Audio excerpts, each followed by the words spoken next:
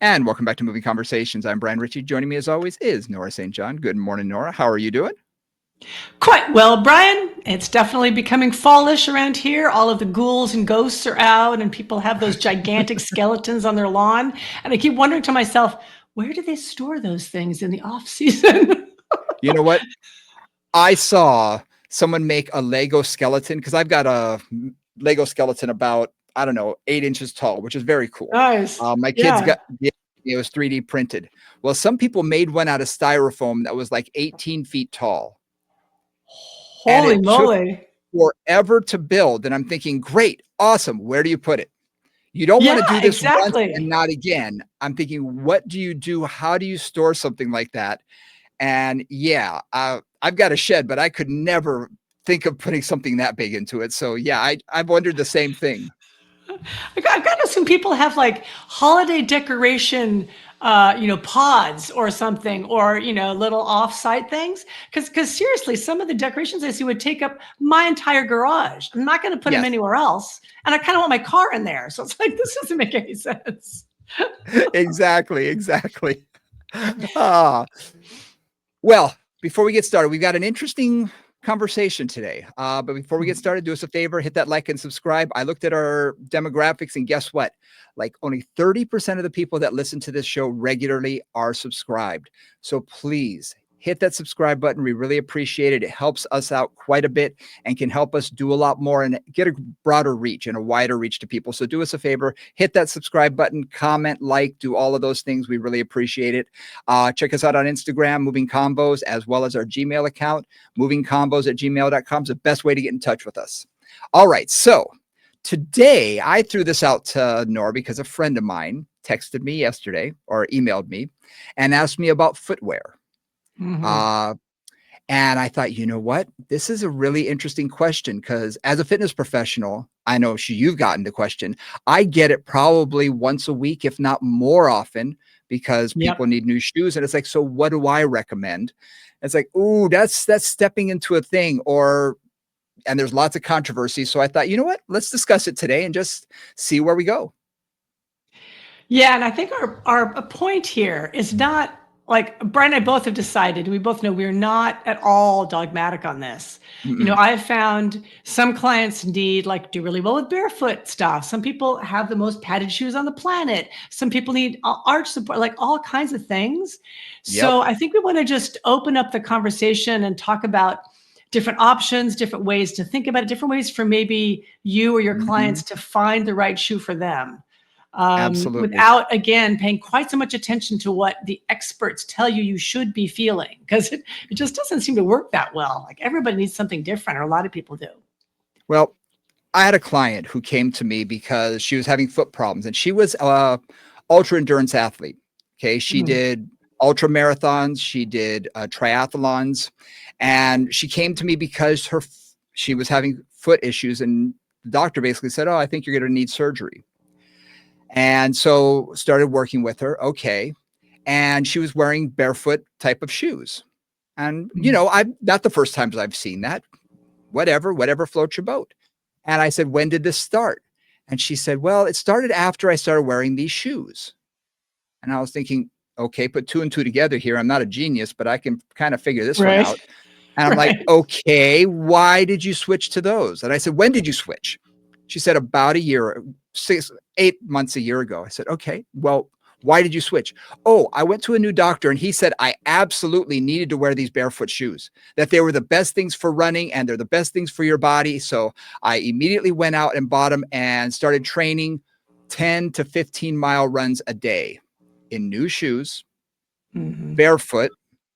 Mhm. And immediately I went, okay, bingo. You change, basically they changed the way you were using your foot mechanics. Right. 100% changed it. And she actually Immediately for large, e- for miles and miles and miles. Right. Immediately with long immediate. distances. Yeah. Yeah, it's not like she wore them for an hour in the afternoon walking around the house to get used to it. No, no, she went out running that, the day she bought them. And because she did that with other shoes all the time. And Right. she actually tore her posterior tibialis. And Mm. yeah. And I said, oh, there's not a whole lot that we can do because you tore the muscle. It was a pretty massive tear.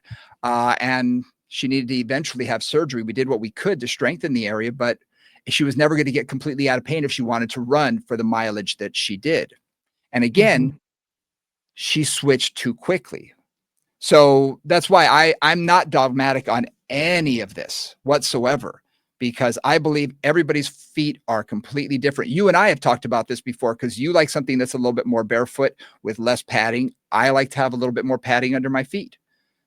Yep. So there's the difference between us. And also, I'm a bigger guy than you. I've got more weight. I've got other orthopedic things than you do. You've got different ones than I do. So we're coming at different bodies all the time. So it's hard to be dogmatic and really say you have to do this. Well, and starting with just the idea that your foot and how your foot hits the ground with every single step tells the entire rest of your body what to do. Mm-hmm. So, I mean, Brian, you probably haven't worn high heels often, but women, you probably have. Not too often. Or you've probably worn flip-flops or something, right? Yeah. Like Zori's or whatever. So just knowing that the difference that your foot responds just when you change from, let's say, a running type shoe to a flip-flop, or in women's case, from, a flat shoe to a high-heeled shoe, like everything changes. Your body moves this way, your knees move that way. So any change in footwear has an effect all the way up the chain and can have a profound one. So I just want to start with that idea that your footwear really does set the rest of you up for better or for worse, Absolutely. in terms of how things go. Absolutely. And I also find that what you've done up until now makes a difference. Yes. And I say it like this because what you're used to. Growing up in Hawaii, slippers, which, like you said, flip-flops, we call them slippers, that was the norm. I mean, and people would actually have dress slippers that they would wear to, nice events or to church. It was just, that's what we wore a lot. And they're very flat. They have zero arch support. And I haven't worn them in years and years and years. I mean, I moved away from Hawaii, gosh, in 98. So it's been a long, long time since I even had a pair on. I've gone back and bought a pair. This was years ago. And I'd been away for maybe 15 years. And I went back and I was like, oh, these were pretty cool. I said, oh, I'll wear these. They were the most uncomfortable things on my feet that I'd ever had. I said, I can't do this anymore because they had no support. I'd gotten used to wearing shoes. And you're gripping with your toes, right? You're doing that weird toe all grip. the time. Yeah. And we call it Howley feet. Howley, white person. Yeah. Howley feet. So I literally was like, oh my gosh, my feet have really changed from being in shoes for such a long period of time. Now, take that to someone who didn't grow up like me, who grew up on the mainland in shoes from the time they were probably 2 or 3 years old and have always had some decent support, and telling them suddenly you need to do this or that and make a drastic change. You're going to change everything up the kinetic chain every time that foot touches the ground. It can't not do that. Exactly. So I grew up in Southern California. So I did wear flip-flops a lot and also just was barefoot, like as much as I could possibly be. In our house, the first thing you did actually inside or outside sometimes was like throw your shoes off at the end of the day and then you were barefoot the rest of the day.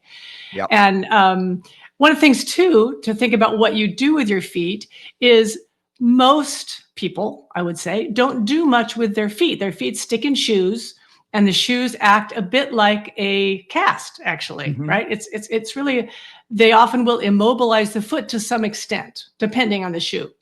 Yep. If you think about a men's stiff dress shoe, oh man, right?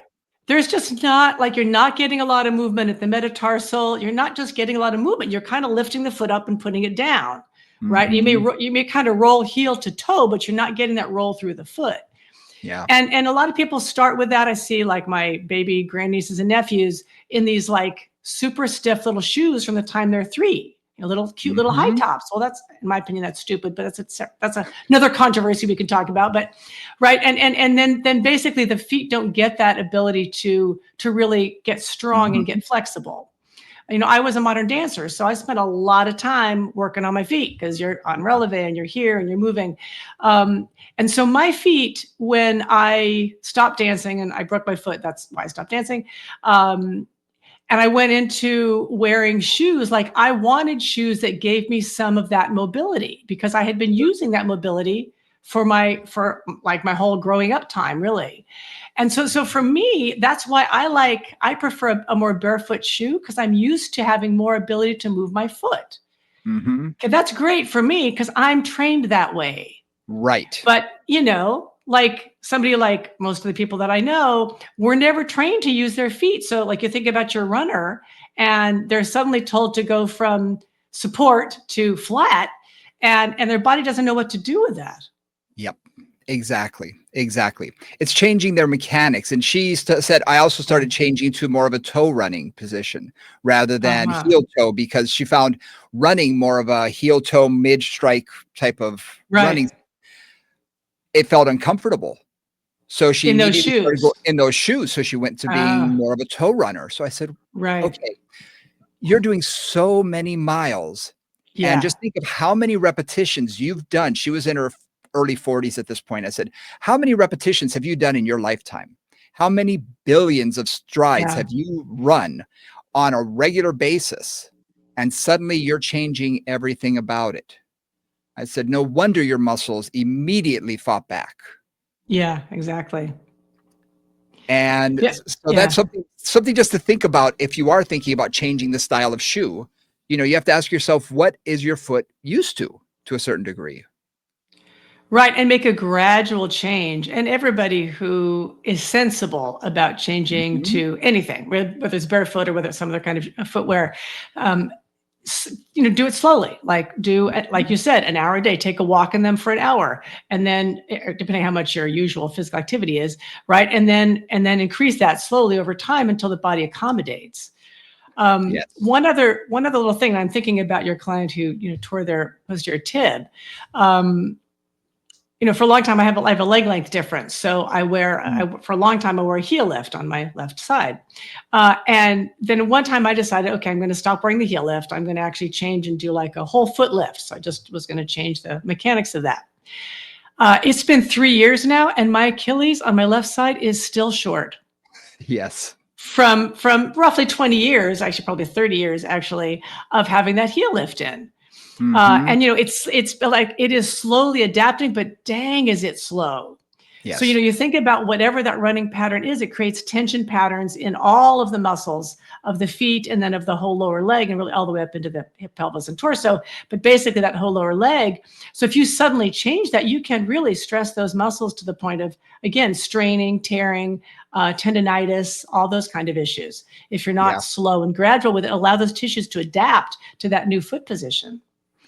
What's interesting, bringing that up, doing it for a longer period, start out slow and working your way up. What I find is the majority of people that come and ask me these questions are usually trying to fix a problem, number one. Sometimes it's just, I need a new pair of shoes. What do you recommend? Cool. Right. But a lot of times they have something wrong they have low back pain, they have knee pain, they have hip pain, something like that. They go online. They ask Dr. Google, and what happens? Oh, try you have this to shoe. Do this. Right. Yeah, this shoe will take care of all your problems. And immediately they want to do it. And because they want to get rid of their problems immediately, they throw away their old shoes and are in these 24/7. They have to wear these because it's going to solve their problem. Look, there's no panacea out there. There's no quick cure for anything.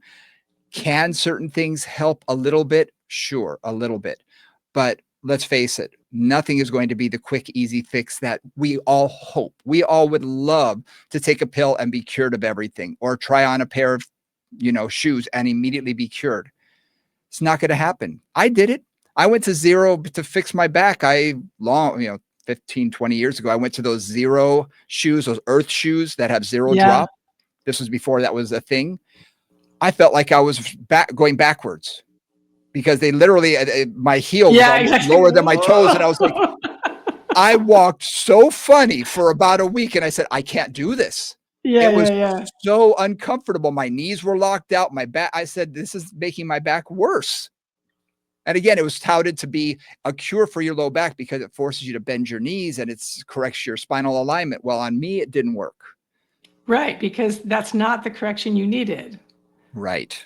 Right. Correct. And so I think the lesson here, okay, we're at minute 15. The lesson here is listen to your own body about your footwear, right? That's the Yes. key thing is, yes, you can certainly try things. You can certainly go to, your local store and have them give you some advice on things. Um, Absolutely. but if you can afford it, and I know this gets to be a little tricky because sometimes, you spend $150 on shoes, then you try another pair, it gets a little crazy. But if you find a pair that really works for you, then what I also recommend, this is a little funny, but what I also recommend is buy 3 pairs of Oh, that yeah. model. Because if you go to try that model again in 6 months or whenever your shoes wear out, it won't be there. I guarantee you, Yep. it won't be there. And one of the things that a lot of my runners, particularly my runners, is they'll often find, I've seen this time and time again, they have a pair of shoes. It's their favorite pair of shoes. They wear it for 3 to 6 months, and then they start to have foot problems. Right. And then they buy a new pair of shoes and they're good for 3 to 6 months and then start to have foot problems because everything breaks down. The foam breaks down. And one of the tricks that my podiatrist told me, which I thought was fabulous, was buy 3 pairs and alternate them. Wear one pair Yep. 1 week, one pair the next week, one pair the next week. And you keep a much more consistent load on your foot for a much longer period of time, Yep. which in that case, like so many of my clients, that would just decrease this kind of cycle of improving and disimproving with every time their shoes wore out. I was recommended that from a shoe professional. And because I'm in sneakers all the time, that's Yes, all I wear. I exactly. own 1 pair of dress shoes. And if you ask me today where they were, I can't tell you. They're in my closet somewhere. If I have to go someplace fancy, I'll dig them out. I'll find something. But I'm in sneakers. That's what I wear. That's what we do for a living. I'm in these. Yeah. And I was breaking down every 3 to 4 months and buying another pair. And at 120 to 150 bucks a pair, they get to be costly, but it's a cost of doing business and figure that's the way it is here. And a foot professional told me, exchange it out every single day. Yeah. And he recommended 2 pair. Buy 2 pair, change it every day, and I guarantee you it'll last you 9 months instead of the 6 months that 2 pairs normally Exactly. would have. And it Yep. did. And I Yeah. thought, wow, it really did. I probably almost lasted an entire year before I felt as though they had broken down. Yeah. And that was a significant difference for me. And I don't know if it's allowing things to relax and, in between uses. I don't know. I don't know the magic behind it or the science behind it, but it did seem to help. I think the foam recovers. My understanding is foam takes a while to recover, that whatever cushioning they've got Makes in there, sense. because there's all kinds of, but it takes a while to recover. And it also allows it to actually dry out. So, if you sweat it all, which most of us do to some extent in our feet, it allows that to dry out and just literally recover. So a couple of other little things here. One is thinking about specific shoes for specific scenarios and other kinds of ways of managing shoes. A couple of things that I think about. One thing I think about is how wide is the toe box? Yes. Right? Because for many people, shoes fashion often dictate that there's a relatively narrow toe box. Now, if you're tight in the front of your foot, that's fine. If you've got neuromas, if you've got a very broad space between your toes or just kind of a wide forefoot, then you're going to get pinched and sminched and stuff like that. So looking at that, there's also something called a curved last or a straight last. And if you look at the bottom of the shoe, you can kind of tell that the heel is, let's see, if I was looking at the bottom of the shoe, the heel would be, the toe would curve a little bit away from the heel. It would be towards the midline if you're standing on it. And that's a curved last, and other ones are straight. And different people walk different ways and have different foot structure. And I know for me, like I always look for a wide toe box and a little bit of a curved last because I have a great big toe. So those are little things that, like, look at the shoes that you like. If you've got a pair of shoes that really work for you, and just look, what does the bottom of the sole look like? Does it curve? Is it flat? Is it a big toe box? Is it a more narrow toe box? And the other thing I look at is how much arch support does it have? Yeah. And where is the arch support? Because that varies wildly. And again, if you start to look at what works for you, then you can start to buy something that's more similar to what works for you, is kind of my thought with that. That's a great way to look at it. I have very wide feet. I've got large feet, big paws on a puppy, I heard when I was a kid, and that's my feet have always been very large. I wear a 13.4E. So I need a larger toe box. And there was a company that was making these shoes with a very wide toe box. Now, they looked a little like clown shoes. I'll be the first to admit it.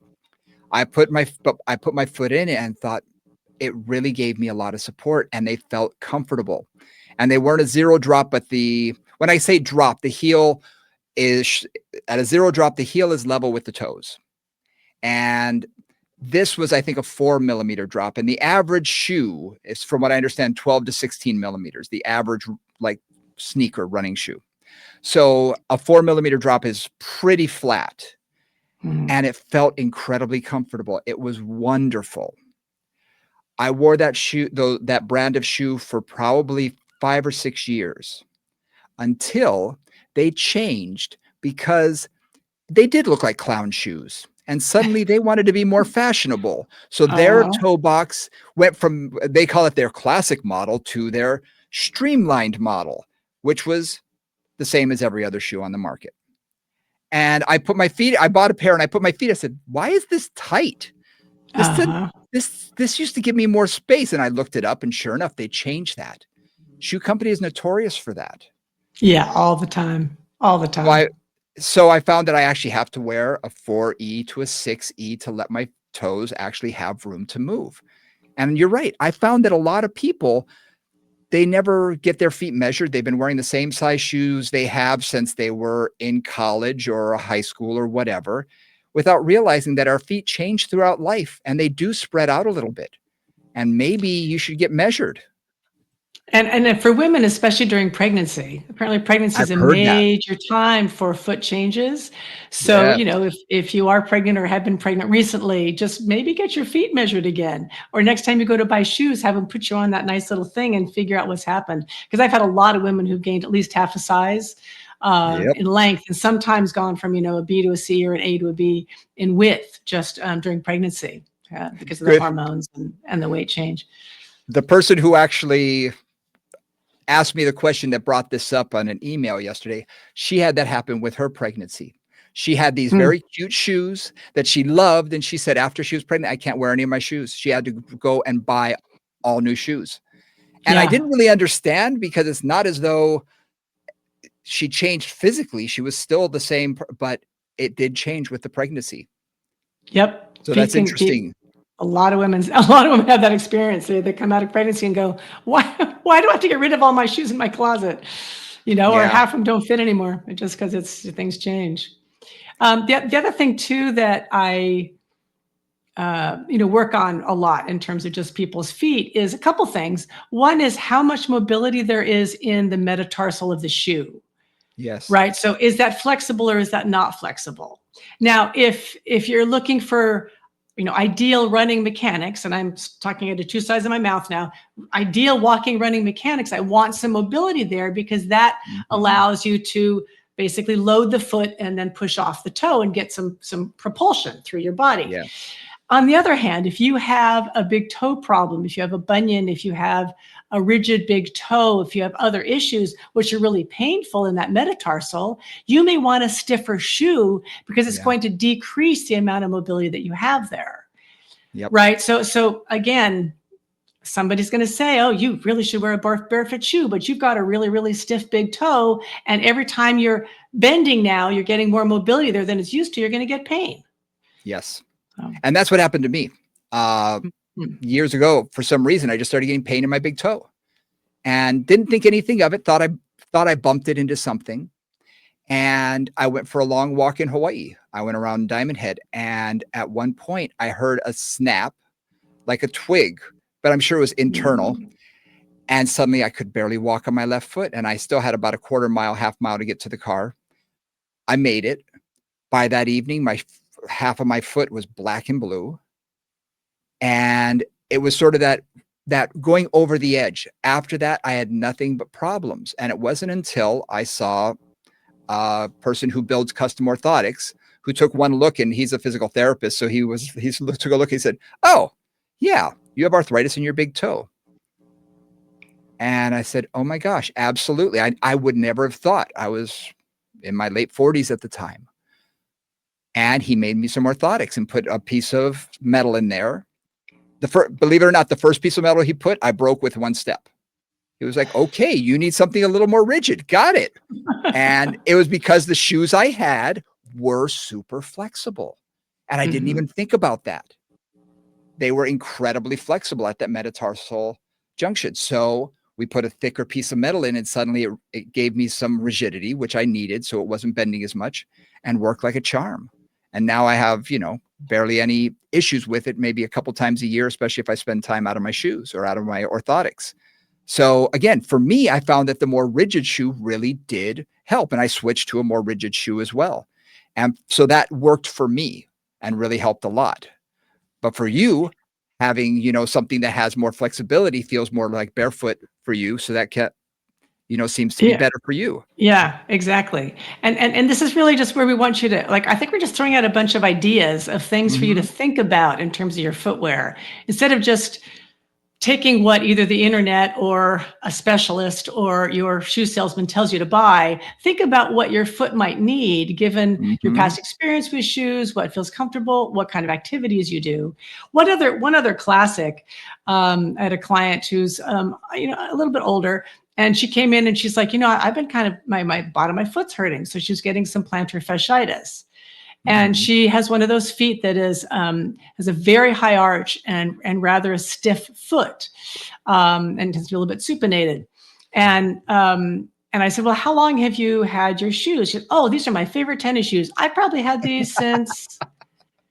Right, and she's looking like you can watch her flipping the pages of the calendar in her head, right? Yes, I know I've had these for the last 3 years, and she's relatively active. She walks a lot and she moves a lot. So I'm thinking, okay, those shoes is broken down. Yep. Right. And so with her, it was a classic thing. I said, well, first thing you want to think about is think about some arch support, because given your high arch, probably that flexibility, that arch flexing more than it's used to, is probably what's causing the irritation. So she started with that, and then she got, a pair of shoes that had a better arch support, and voila, that plus a little mobility, a little stretching, a little exercise, her pain went away. And then I said, okay, when are you going to buy your next pair of shoes? Not in 2028. Thank you very much. Right. And she's like, okay, no, I get it. These you gotta keep up with this. One of my clients came in this week and said, I was like, ta-da, take a look at her new shoes. I was like, fantastic, because I had mentioned to her a while ago that she needed to do it. I said, when did you buy those other ones? She said, before the pandemic. And I went, right, exactly. Wow. Okay. She said, I don't remember when before that. And I bought them online. I said, okay, you bought them online before the pandemic. Okay. And she said, and they were a half a size too big, but I was too lazy to return them. So I just wore them. I said, so you wore the wrong size shoe for 6 years? For 6 years. Holy moly. I said, okay. And she said, no wonder I've had balance issues, because literally during some exercises, she's had balance problems, and again, we're all getting a little older. So I was thinking, okay, we just need to focus on balance. And she said, now I feel like I have better control of my foot. I'm thinking, man, no kidding. Yeah. And she took care of those shoes so they didn't look old. Yeah. Well, that's I don't know about you. I've seen some shoes. I had one client come in, and I asked him, I said, how old are those shoes? He had never, he said, well, I think I bought these the last time I joined a gym. I said, what year was that? He said, I think it was in the 80s, 1980s, late 1980s. They've been sitting in his closet. I said, I think technology has changed since then. Maybe you want to change that. That was the oldest I'd ever heard. But he said, yeah, it's been at least since like 88 or something. I said, all right, well, we now know what you're doing today. You're going to a shoe store. We're going to get you a new pair, because you need to have a little better support on your feet. So I will highly recommend, if you are seeing a new client or your current client, just take a gander at their shoes.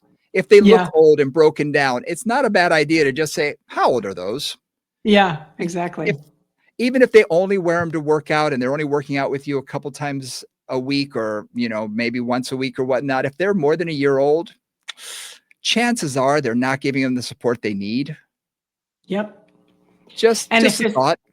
just a thought. And if there's any foot issues at all, always take a look at their shoes, and not just take a look and see if they look worn or not, because a lot of shoes, especially nowadays, are really designed to look fine on the outside kind of forever. Mhm. Yeah, Right? they And if are. you They put them in the last. washing machine or whatever, they last, but doesn't mean that the inside's lasting. It doesn't mean that that foam, that cushioning, or that support is lasting, because you can't really see Mhm. that so much. The other thing I look at a lot is the bottom of the shoe, and just Yes. notice, like, what's the wear pattern? Wear pattern. Because sometimes the client will say, "Oh yeah, I've had these shoes. Like, I don't remember when I last got these." And you take a look at the bottom of the shoe, and you realize half of the tread is worn off. Like, that's how Yep. long they've had it. Okay, that's a sign of an old shoe. It's like a You'll bald also tire. see, like, it's like a bald tire, exactly. You'll also see, like, if a lot of people wear out at the lateral side of their heel, like that'll Mhm. get really funny, or you'll kind of see My that there's funny wear patterns. Mhm. Maybe it's on the inside of the foot if they're real serious pronators, or it's the outside if they're real serious supinators, and you'll just kind Yep. of see where the wear pattern is, and if the wear pattern is even on both feet. I know this gets a Yes. little bit more subtle, but sometimes that's just interesting to note, because then if somebody has a lot of biomechanical asymmetries, you start to play with what's happening at their ankle and their knee and their foot and their hips, and what's going on. Yep. Now, I do wanna bring up one brand that was out a long time ago, and it's sort of that brand hasn't made a comeback, but types like it have, and these are those roller shoes. MBT, Mm. Psy Yeah. Barefoot technology was Yeah. huge, what, 5, 7 years ago, something like that, and a lot of clients came in with them. They were super squishy, and they almost were rounded at the bottom, so they Yeah. sort of They rocked forced you. you to rock forward, rocker shoes. And Yep. now there are a lot of shoes or a few brands that are coming out. Hoka's are one. There's a few different ones that have a similar type of design. They're Mm. very Mhm. squishy, and they do allow more of that.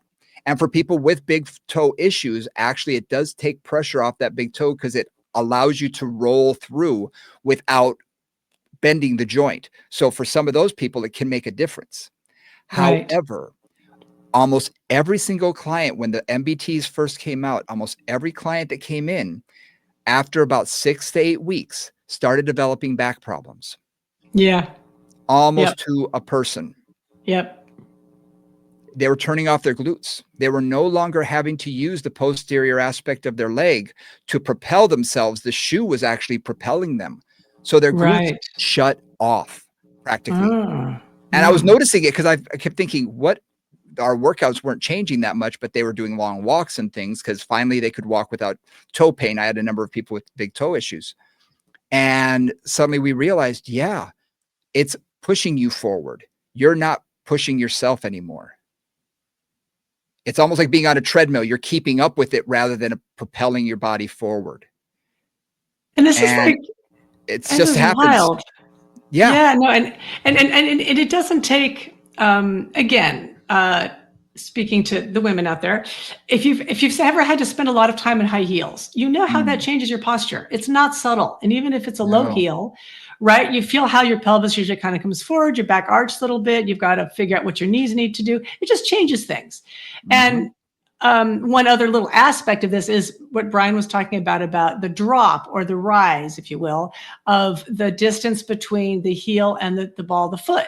And what is that? Is that flat? Is it 4 millimeters? Usually pretty Millimeters. short, really Yep. short. Actually, that's really tiny. But oftentimes, as Brian said, it's It's usually 12 to 12 to 16 16. millimeters is kind Yep. of more normal for a running shoe. And again, just that slight lift of the heel really changes how the force goes through the ankle, through the knee, through the hip, and then up into the low back. Mhm. So one thing that I often say is, okay, well, if you really, need to get a little bit more activation into extension, a little bit of a higher heel is helpful. Mm. I mean, just, that's sort of a general idea. Mhm. If on the other hand, you tend to be like really tight in the low back, sometimes I say a little bit of a lower heel sometimes just opens Yep. that up just a bit. And I mean, 4 millimeters is like nothing. So I'm not talking major changes, but you might want to think about a little bit of less, lower drop if you're trying to kind of flex slightly, a little bit of a Yep. higher drop if you really need to support that extension.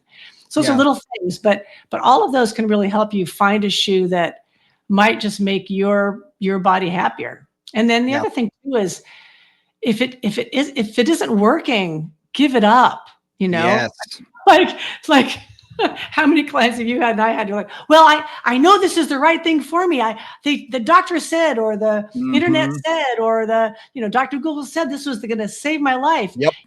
I'm really like, my hips aching and my knees aching. You're like, I don't think it's working. Yep. I've had a number of people go into shoe stores. Now, Washington, D.C. area, we have a lot of really good shoe stores with knowledgeable people. And Yes. I'm going to tell the advice right now, the same advice I give to them. Go during the week because the people Yes. who have the best hours are usually the ones who have been there the longest and often have more experience. The weekend crew, usually maybe younger people, maybe or maybe not as experienced. I also ask that person, what do you do for exercise? Because if they're a big time runner and I'm not, Yeah. they may want to put Yeah. me into a running shoe and I may not be interested in that. So you have Right. to find out that information. But there are times when they listen to the person because this is supposedly the shoe expert. Ask them, how long have you been doing this? How long have you been fitting shoes? And if they recommend any orthotics, over the counter orthotics and things, just explain why. And, don't say, oh, because it's going to help. That's not specific enough. You haven't, did Yep. they watch you walk?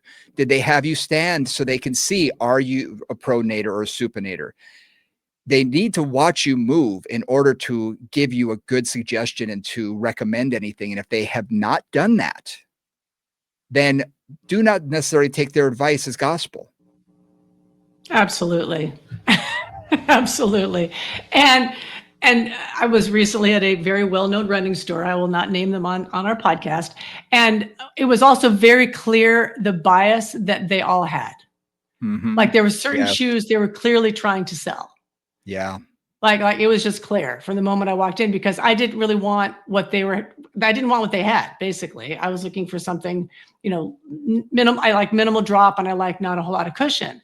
And they're like, "Oh, you really need a Hoka?" I don't need or want a Hoka. Hoka's like sitting on a marshmallow, which just doesn't. It's just not what I was looking for. For other people, it works great. It was not my cup of tea. Not your thing. Yep. Not my thing. And so that was the other thing too, was recognizing like what brands do they have? They really had a large number of brands, but all in the same style. Like they clearly had this is what you should be wearing. And almost all the shoes in there reflected their viewpoint, which is fine. That was their viewpoint. But that's the other thing too, is shoe companies, especially good running shoe stores, often get into bed with certain suppliers and certain brands and create kind of a culture or a belief or a dogma around what you should be wearing, which, probably is 85% of the time is great. And for the other 50% is just not appropriate, but you don't know that until you try it. And also it's what's the latest, greatest thing. People see it on the internet. They see it on social media or whatever. Yeah, exactly. And so they jump on board. And look, you have to figure out what's right for you. You can't trust that what worked for your best friend or your kids or that influencer you saw online is going to be what your foot needs. So I highly recommend try things. And a lot of shoe companies now will let you try them out and return them. As long as you wear them around the house. If you're not going to go into a shoe store, there aren't as many shoe stores as there used to be 20 years ago. I'll sometimes buy 3 or 4 pair. And yes, it's a lot up front, but I'll try it on. I might wear it for at work. It's indoors. They're not going to get dirty. They're just going to walk around for when I'm here. I'll say, how do they feel? Man, these are hurting my feet. They're going back. Yeah. And I may find ones that, and I found a brand that works for me. And out of that, the brand I love, but only a couple of styles work for me. So again, it's a trial and error. And when I do find it, I'll buy 3, 4, 5 pair, especially at the end of the season. If I know they're coming out with a new one, because I have a weird size, 13 4Es, kind of weird. I will see, okay, when's the sale coming up? Because I will buy a bunch and put them in the closet. Because then I have them and I have them for a while. Now, I want to bring in one other little thing, because one of the things that, I have a number of Pilates teachers that I work with that are very intent on foot therapy, right? Foot Right. strengthening, foot mobility, and really managing a lot of foot issues through increasing foot strength and mobility, which I think is great. One of the things, and I've said this before, I think, but I'll say it again here.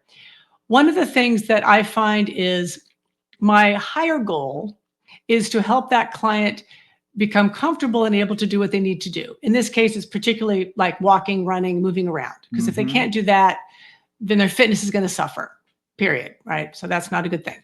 And with a lot of the more dogmatic people that I've worked with, it's like, oh, well, you have to do this. You have to wear a barefoot shoe because it's going to make your foot work more, and you have to do these exercises. And over time, that may improve your situation. And if you've got a client who is willing to do the work and willing to, like, roll their feet out or do their exercises or whatever on a regular basis, and you're working with them in the apparatus, or in Brian's case in the gym, and you're really working on their feet, that's great. And that is how you can make progress. And often they can then need less support in their shoes or have better success with their feet. But I can't tell you how many clients I have and have had who are like, they just, sometimes they're honest, sometimes they're not, but they are not going to do that. They're not going to do their exercises. They're not going to stretch every day. And in that case, it's like, okay, if you're not willing to do the work, and it's okay that you're not, I just need to know that, then you may need more support from your footwear, right? You may need a more rigid shoe. You may need a little bit more arch support. You may need a little bit more or less mobility at the metatarsal, depending what your situation is.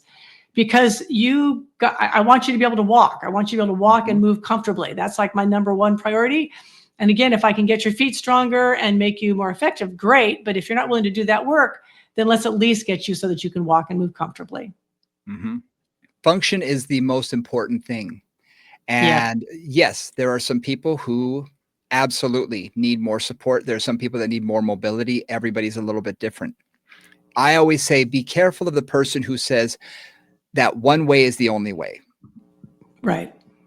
And we see that in our industry a lot. We see people that get stuck on one dogma, and that's the only thing that they're going to do. And I think you and I both know some people who when I first got into doing rehabilitation type of work, I have a friend who believed that everything starts at the feet, and the feet, everything. I was like, well, cool. I believe that there's a lot that can be said for that, but that's not the only thing that there is. Sometimes it's the hips, sometimes it's this, sometimes it's that. So again, some people just have that sort of philosophy and they can get really entrenched in it. And sometimes it's good to have a wider view, to look back and to have a wide lens and say, okay, it may be this, it may be that.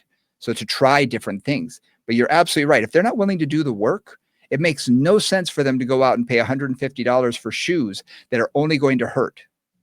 Right. Exactly. A couple of the little things, and these are silly things, but again, because of my foot things and working a lot with dancers who have a lot of weird foot stuff. There's some very simple tricks that you can sometimes play with in your shoes too. So for example, people who have neuromas, which usually means like one metatarsal or one toe is like painful or numb or whatever. And a lot of times it's because of a pinched nerve between the metatarsals or somewhere up the chain. Or let's say somebody has a bunion on the big toe, right? A big swollen bunion and the toe's kind of going over to the side. And so there's a lot of pain when they walk, either on the outside of the foot or the lateral side of the foot if it's more of a neuroma typically, or on the big toe if it's more of a bunion or something else going on there. And one of the things that I sometimes tell clients and that they'll do is if you just cut a little hole in your insole where you want less pressure, you can sometimes just solve some of those problems easily. Not necessarily easily, but it often will decrease pain. Again, if you're in a situation where you just need to manage something, or you've, got foot gear that works okay for every other reason, just take the insole out, cut a little hole for so it gives a little bit of space for, let's say, the metatarsal if there's an aroma, or for the big toe joint if there's a big toe problem and it needs a little bit more ease. Sometimes those are kind of simple things. There also are really cheap, all kinds of insoles that you can just buy to put in. A lot of the people that I know, or there's certainly a giant market for custom insoles, which are like huge amounts of money, a lot of them, and oftentimes are very rigid and may or may not solve the problem. And I just suggest, before going down that road, if you've been headed in that direction, go to your basic pharmacy and buy insoles and see if any of those make the difference for you. Getting more arch support or getting more padding. Sometimes that'll make all the difference as well. So anyway, I just want to throw out some other footwear options. Yeah, that's something to think about too, is the over-the-counter stuff, because there are some, and yes, we're not going to necessarily name names, but there are some that will deal with the heel and some that will deal with the arch. Yep. They both can correct a foot issue 100%. So try them both and see which one feels better. Because I found the one that corrected the heel didn't help me at all. It was too rigid. It hurt. The one that helped correct the arch just gave me enough of a lift, felt wonderful. And I thought, oh my gosh, this really works great. So again, try them both. And yes, they do cost some money. There's going to be some trial and error, but when you find it, stick with it. I used that insole until I got the custom orthotics that a buddy of mine made me. I wore those insoles for years because they really did help. They didn't help the big toe, but they help with arch support. They're wonderful. Right. And these can be simple and inexpensive solutions. Yeah, too. exactly. Right. So sometimes if like the rest of the shoe seems fine, or maybe your shoe's getting old, you can't afford a new pair today, try buying a new insole. Sometimes that will, again, give you a few more weeks or months in that shoe. So there's just a lot of ways that you can make yourself comfortable. And you should be. Like, the whole point of tennis type shoes, which is pretty much what we're talking about here, is to allow you to move comfortably through the world, right? And do what you need to do. And if you can find a way to do that, whether it's through experimenting with the shape of the shoe, the size of the shoe, the support of the shoe, what brand it is, how much padding it is, if you can really find one that works, then work with it, stick with it. Yep, absolutely. Absolutely. Couldn't agree more.